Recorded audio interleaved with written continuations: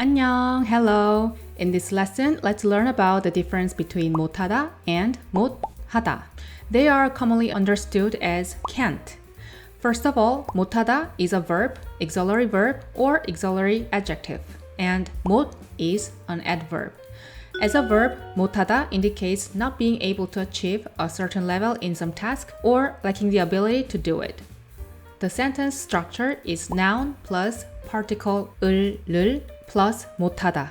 For instance, in this noun position, you can put songs, alcohol, English, exercise, and so on. 노래를 못하다, can't sing or not good at singing. 술을 못하다, can't handle alcohol, not good with alcohol. 영어를 못하다, can't speak English, not proficient in English. 운동을 못하다, can't exercise or not athletically inclined. So, 못하다 means that you either lack the skill to perform these activities well or cannot do them at all or are unable to do them due to circumstances. You need to understand it according to the context. Next, let's explore cases where 못하다 functions as an auxiliary verb or auxiliary adjective. In both cases, the structure is stem plus 지 못하다.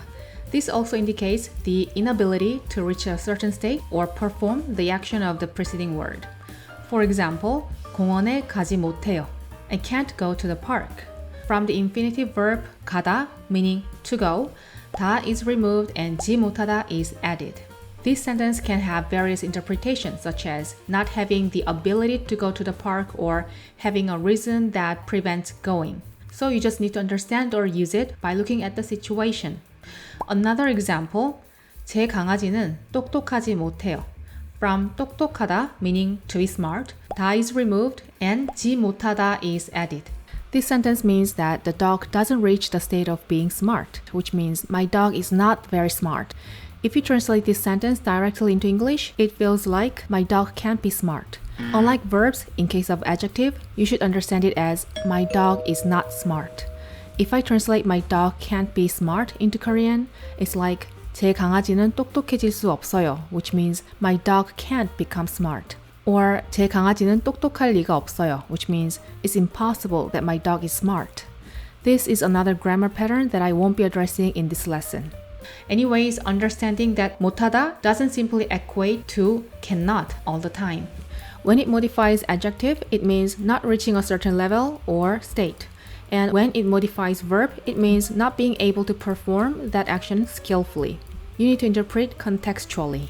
Next, let's learn about 못하다. 못 is an adverb.